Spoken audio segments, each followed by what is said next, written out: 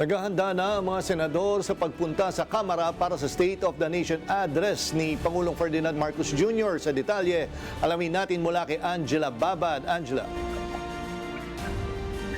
Jeff, bago pa ang Sonda mamayang hapon, opisyal nang binuksan ang second regular session ng 20th Congress kaninang alas 10 ng umaga.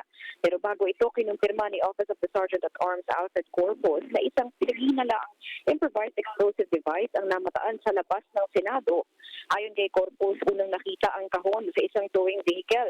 Laman ang kahon ng baterya, orasan, commercial blasting cap at brown powder na iturn ito sa suko para sa karagdagang investigasyon habang ipatutupad naman ang mas mahigpit na seguridad sa loob at sa labas ng Senado. Samantala sa talumpati na ni Senate President Sherwin Gatchalian, kanyang iginiit na handa ang Senado magtrabaho kaugnay ng mga isyong kinakaharap ng bansa. Tututukan niya ng mataas na kapulungan ang 5 suliranin na kinakaharap ng mga Pilipino. Una na nga dito ay ang mataas na presyo ng mga bilihin. Pangalawa, ang maliit na take-home pay ng mga manggagawa.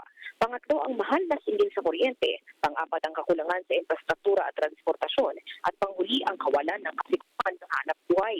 Kaugnay nito, isaan niya sa prioridad ng Senado ang ginhawa bill na layuning tanggalin ang income tax ng mga manggagawang kumikita lamang ng 400,000 pesos kada taon.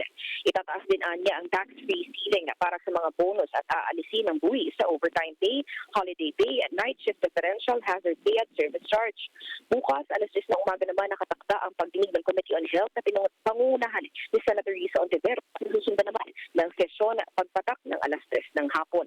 Para sa Sona ng Pangulo, ako si Angela Babad ng PRTV News, nagseserbisyo para sa Pilipino. Maraming salamat, Angela Babad.